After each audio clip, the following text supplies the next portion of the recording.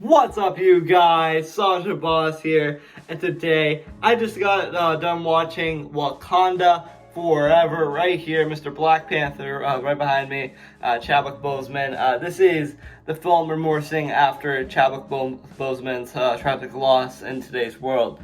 So, without further ado, I will talk about my non-spoiler review over the brand new Marvel movie, which is called Wakanda Forever. Okay, guys, like I said, this is the non-spoiler review, so there'll be zero spoilers whatsoever in today's review. Coming up tomorrow is actually our spoiler review over Black Panther Wakanda Forever, or Black Panther 2 is a mouthful to say, or Wakanda Forever, so the sequel will be coming out tomorrow for the spoilers, so stay tuned. If you've seen the movie, you already just want to jump off and you don't want any spoilers. If you want to hear the spoilers, come back tomorrow. Without further ado, there's no spoilers, and we're about to talk about Wakanda Forever. Okay, guys, going into this movie, I knew this is going to be a wild ride from the start. Literally, I saw the trailer, and I'm like, this is going to be a wild ride. I can't fathom what's next after, sorry for huge spoilers, I've not seen Endgame after Tony. I'm like, what's going to happen after Tony? And this is just a tragic and humble tale of heroism, female power, women's rights, and just overall unity and humbleness over your country and your pride. It's a lot about pride. So that's what pretty much the main themes are. But going into it, I'm like, this looks like a golden age movie. So as I said, going into it and the themes, I thought this movie just was very well written. Like I said, this is a really well written film. I thought they really did a great job with this one. So shout out to Kevin Feige with this amazing film. Okay, regardless of all that being said, I was really hyped for this movie. I literally almost cried watching the trailers, and I kind of did. I'm a grown man. I'm gonna get that in the spoilers, but I actually did cry numerous times throughout this film. I cried at the start, the middle, and I'm not gonna spoil anything else in the end. So I don't want to spoil anything else, but I cried a lot during this movie, probably more than Endgame, to be honest. It just had so many sentimental messages, and just, I don't know, I just love Black Panther as a character and a superhero. I just really think is a really good role model to follow. So I don't want to get an emotional roller coaster. So the overall plot of this film is to honor, it's almost like the kingdom resurrecting over the loss of their gracious king, which is King T'Challa. So it's follows Shuri, the Queen of Wakanda. Shuri, the Queen of Wakanda, which is Shuri's mom, follows her, and follows the Akwage, and what's the other person's name? The person starts with Nakia, so it also follows Nakia, and also follows another character, another fan favorite, if you didn't remember him from the previous movie, this is the Agent Ross, so it follows Agent Ross. So the whole film is all about reconness. It's all about them just rebuilding their nation from start to finish, because it's hard to lose a ruler and get something right back from that. So you kind of see just a really distraught Wakanda, not like the one you see from Black Panther. It's really different from the original film and a little bit of Endgame. So I think there's a lot of theories to kind of connect to, like what I'm thinking what happened during the blip. So if you're wondering, it could be in my spoiler review where I can kind of talk more about that. If you're wondering, leave in the comments if you want me to go in greater detail with that. So the plot is very simple. It follows a nation re-healing and a nation recovering over just a really depressing loss, and it's just hard to fathom how a country just mourns to death. Like it really kind of hit home to me, because if you remember, the Queen passed not too long ago, and just like I kind of feel bad for everybody in the UK. I know they're healing. I know it's a new change for them, but it's a new change for Wakanda as well. So kind of see the knots. So a little bit emotional there for our country and our society. It has a lot of parallelisms to that. Okay, guys, now we'll go over our characters in this movie. So starting off with Shuri. Shuri put on an amazing performance. I just really love the actress who portrays Shuri. I'm not really sure of the name, but she was incredible in this film.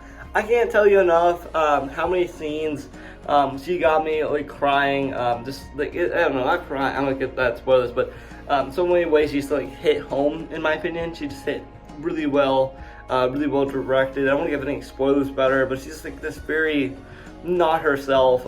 It's almost like Black Adam, but not Black Adam. You know, I don't want to give too much away, but she was just really not herself, just very stressed and just really questioning herself throughout the film. So just really questionable, and she's just really distraught of a character, and she just was really empowering, how she never gives up, and it just really touching character. Next up, I think could be an Oscar winner in my opinion. This is the Queen of Wakanda.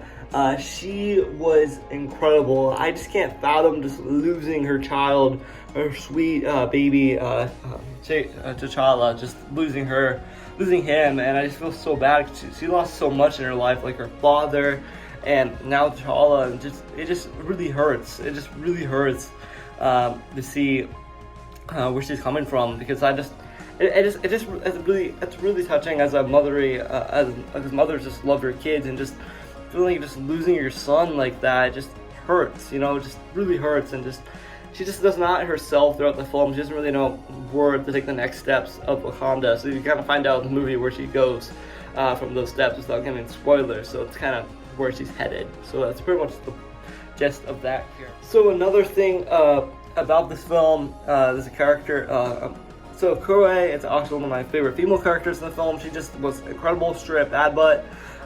Another character, M'Baku, whatever his name, M'Baku, something like that. He was fun. He's fun. He's always funny. He's almost like Korg a little bit, so I kind of want them to interact at one point, but he was his typical self. Just nothing really drastic that really caught my attention from the previous films. Kind of like copy and pasted each other, so he felt like he's sidelined, in my opinion. Okay guys, so with all the characters being said except for one, this is a really important character. There's actually two characters I haven't mentioned. This is another really important character. You're getting your own Disney Plus show really soon. I know you saw this in the trailers. Riri Williams, aka Ironheart. I don't want to get any detail with her character, but she was hilarious. She was almost the comedic relief in this film. She just was hilarious, super fun. I think I can't wait for all you guys to meet her. She's just a blast to see on screen. She really made me happy throughout the film. I just really like how really smart she is. And I think she might be a little smarter than Tony Stark, or a little bit more modernized than Tony. So I kind of see what the comics are kind of coming in with her character. So I don't give too much away, but I think she's a little smarter than Tony, but I love Tony Stark to pieces. But it's a new change. I just really like where they're going with her, and I just can't wait for her Disney Plus. Lastly, Namor. Oh man, the highlight of the film. I do not want to get in detail of this character, so stay tuned for the spoilers. But holy cow, better CGI than Aquaman. The underwater sequences were incredible. Namor, just a strong villain. Probably my new favorite villain since Thanos. So my favorite villain since Thanos. I just can't wait to see where they're headed with this character. And there's so many things I just can't wait to talk to you guys about with spoilers. He just blew me away. He just blew me away like a tidal wave, and he just was incredible. Great casting choice, by the way. I'm not sure who the casting, but great casting choice. Well, guys, I'm going with things I really enjoyed about this movie.